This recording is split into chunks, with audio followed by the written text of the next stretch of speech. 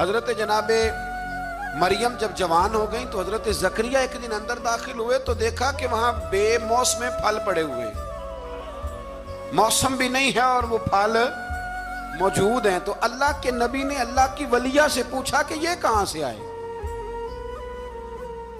انا لکی ھذا، پوچھنے لگے حضرت زکریا یہ کہاں سے آئے؟ قالت ہوا من عند اللہ، تو حضرت مریم کہنے لگی یہ میرے اللہ کی طرف سے آئے ہیں، یہ مجھے اللہ نے دیے ہیں، اور ان اللہ یرزق من یشاء بغیر حساب، اور جب رب کسی کو رزق دیتا ہے تو پھر بغیر حساب و کتاب ہی عطا فرماتا ہے۔ تو حضرت زکریا کے پاس اولاد کوئی نہیں تھی، بوڑھے ہو گئے تھے۔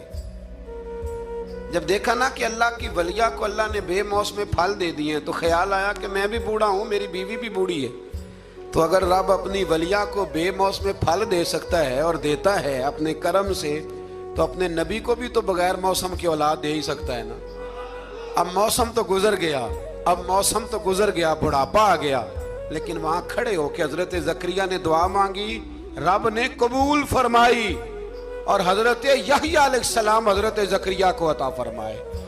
تو اگر ولیہ کی محراب کے پاس کھڑے ہو کہ اللہ کے نبی دعا مانگے تو رب قبول فرماتا ہے، تو ہم داتا علی اجمیری کے مزار پہ جا کے دعا مانگے تو، ہم غوث اعظم جیلانی کے مزار پہ جا کے دعا مانگے تو۔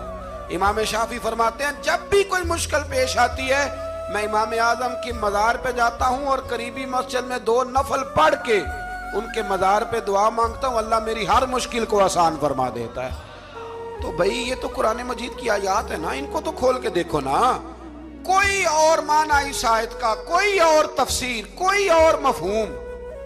حضرت زکریا اس کے علاوہ بھی تو دعا مانگ سکتے تھے نا، لیکن انہوں نے جناب مریم کے پاس بغیر موسم کے پھل دیکھے تو دعا مانگی، بغیر موسم کے پھل دیکھے، اور یہ بھی اللہ کا فضل ہے کہ ولیہ کے پاس دیکھے تو ولیوں والا مسئلہ حل ہو گیا۔